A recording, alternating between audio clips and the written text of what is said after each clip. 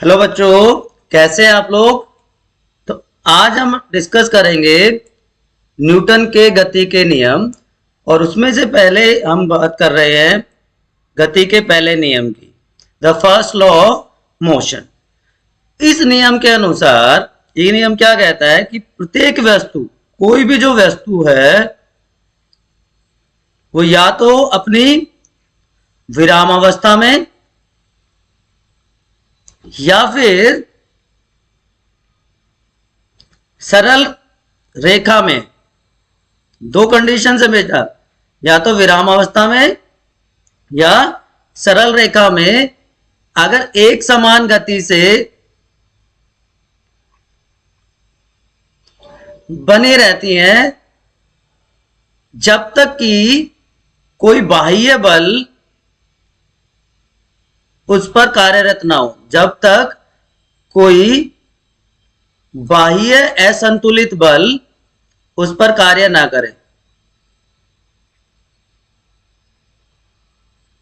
ठीक है, ना लगे तो अगर विराम अवस्था में तो विराम अवस्था में ही पड़ी रहेगी। अगर एक समान गति से सरल रेखा में गति कर रही है तो उसी गति से वो चलती रहेगी जब तक कि बाहर से कोई उस पर कोई बल ना लगाया जाए।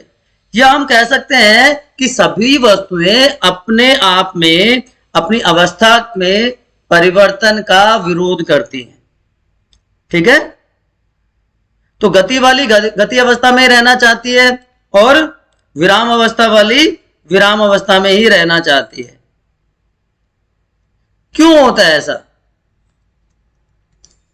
क्योंकि सभी वस्तुओं में जड़त्व का गुण पाया जाता है। जड़त्व वह गुण है जिसके कारण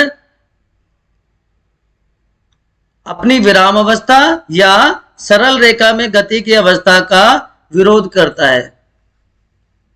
कोई भी पदार्थ अपनी या तो विराम अवस्था या सरल रेखीय अवस्था में, सरल रेखीय गतिमान अवस्था में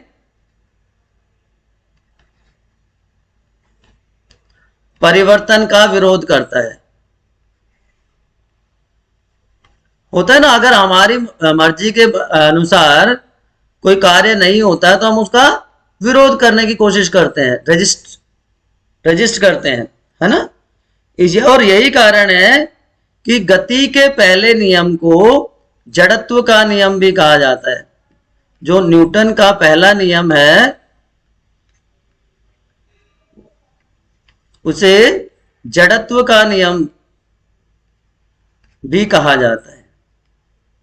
अब आप देखिए किस प्रकार से ये चीजें होती है कि पहला नियम क्या कहता है न्यूटन का कि कोई वस्तु, कोई ऑब्जेक्ट रेस्ट पे है तो रेस्ट पे रहेगा। ये आप फुटबॉल देख रहे हैं, ये रखी हुई है तो वहीं पे रखी रहेगी। ठीक है, जब तक कि इस पर बाहर से हमने कोई असंतुलित बल ना लगाया हो, है ना। या फिर कोई भी वस्तु एक निश्चित सरल रेखा में चल रही है जब तक कि फिर से उस पर कोई बाह्य असंतुलित बल ना लगे जो उसकी अवस्था को परिवर्तित कर दे। ध्यान रहेगा आप सबको ये बात। ठीक है, अब जड़त्व का नियम क्या कहता है? अब जड़त्व मैंने आपको बताया कि किसी वस्तु की विराम में या सरल रेखीय गति में रहने की अवस्था का विरोध करना है। ठीक है, तो इसका मतलब जड़त्व भी दो प्रकार का हो गया, विराम का जड़त्व और गति का जड़त्व। विराम और गति दो प्रकार के जड़त्व होते हैं। तो इस विराम के जड़त्व के कारण कोई भी वस्तु विराम अवस्था में ही रहने की प्रवृत्ति दिखाती है। बॉडी रेस्ट पे ही रहेगी, वस्तु विराम अवस्था में ही रहेगी। ठीक है, जबकि इसके अनुसार वो एक सरल रेखीय गति अवस्था में रहेगी।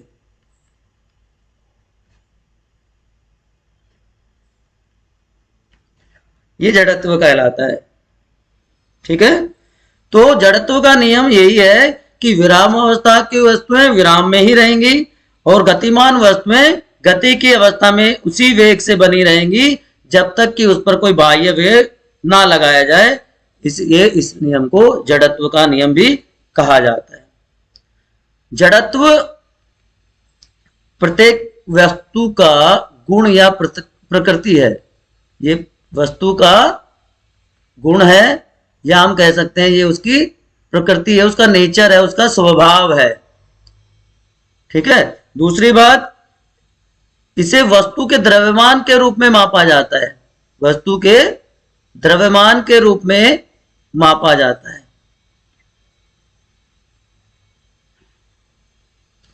तीसरी महत्वपूर्ण बात जो है कि इसका मात्रक किलोग्राम होता है। मात्रक क्या है? किलोग्राम है, केजी है। ठीक है। तो भारी वस्तु का जड़त्व कम होगा कि ज्यादा? अधिक होता है। अगर एक हल्की और एक भारी वस्तु लें, दो बॉल हम लें, एक हल्की और एक भारी, तो भारी वस्तु का जड़त्व हल्की वस्तु की अपेक्षा अधिक होता है। ठीक है।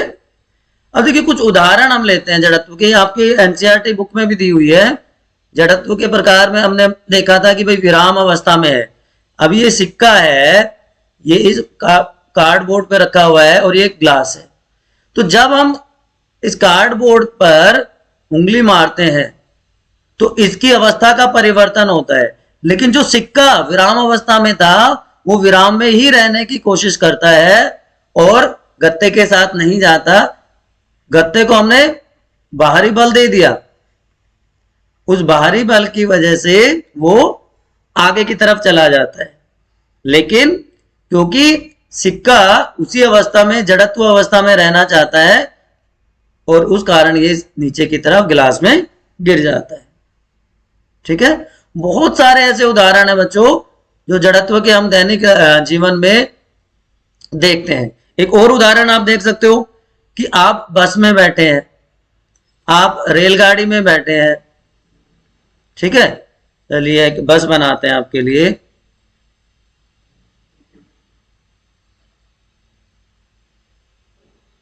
एक बस है आपकी, ठीक है, और आप इसमें बैठे हुए हो।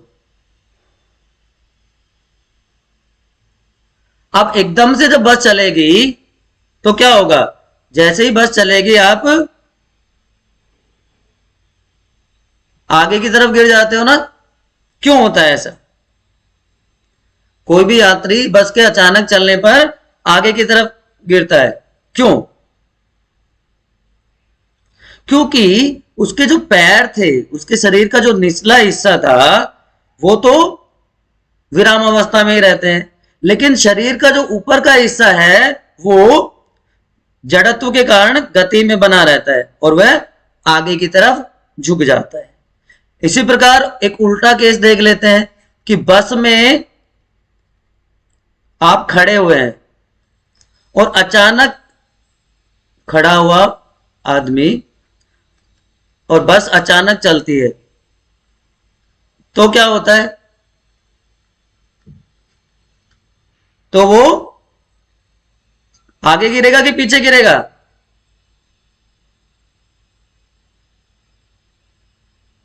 कैसे बताइए?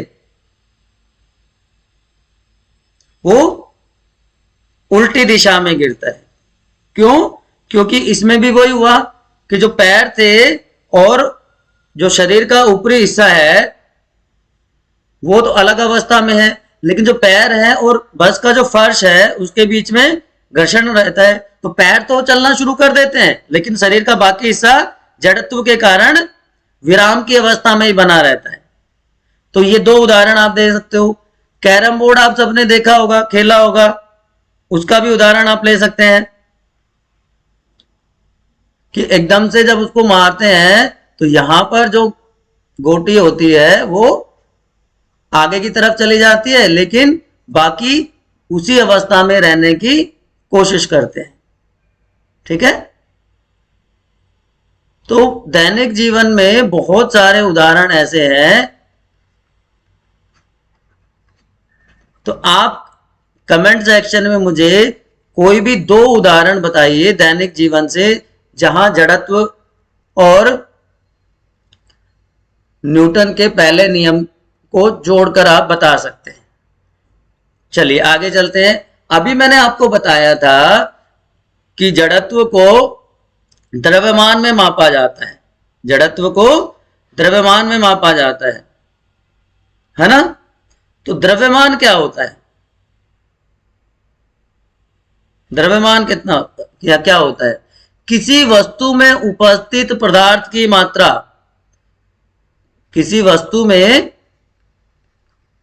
उपस्थित पदार्थ की मात्रा को हम उसका द्रव्यमान कहते हैं।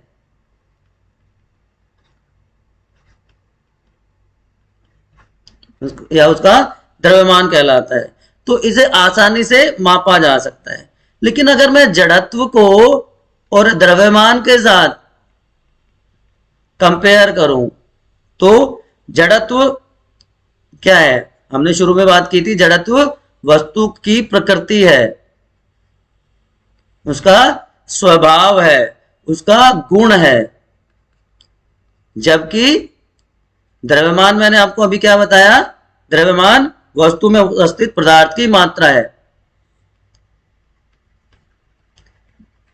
पदार्थ कितना है उसकी मात्रा को द्रव्यमान कहा जाता है। दूसरा अंतर, किसी वस्तु के जड़त्व को किससे मापते हैं? द्रव्यमान से मापा जाता है। जड़त्व को द्रव्यमान से मापा जा सकता है।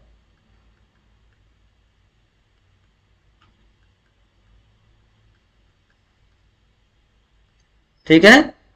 द्रव्यमान खुद में ही मापे जाने वाली एक राशि है। द्रव्यमान स्वयं मापी जाने वाली राशि होती है। ठीक, तो ये अंतर हो गए।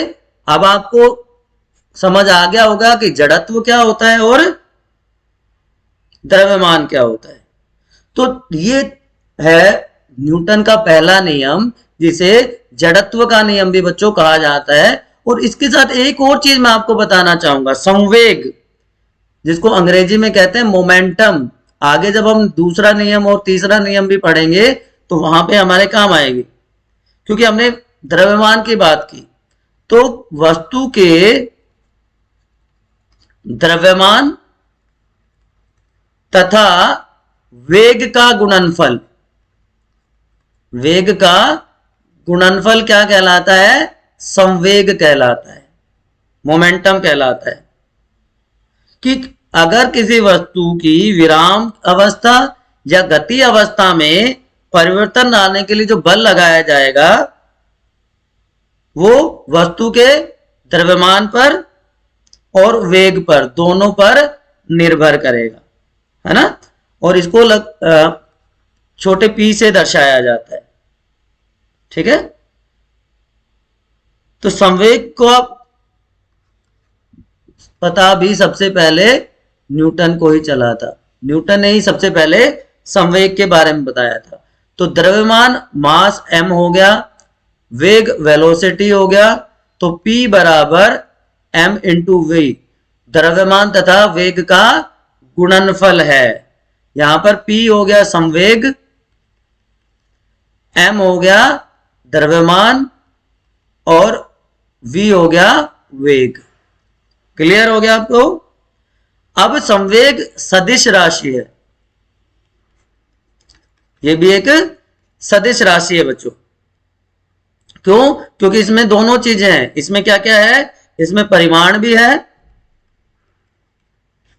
और इसमें दिशा भी होती है। वेग की दिशा होती है, द्रव्यमान का परिमाण होता है। और इसका एसआई मात्रक,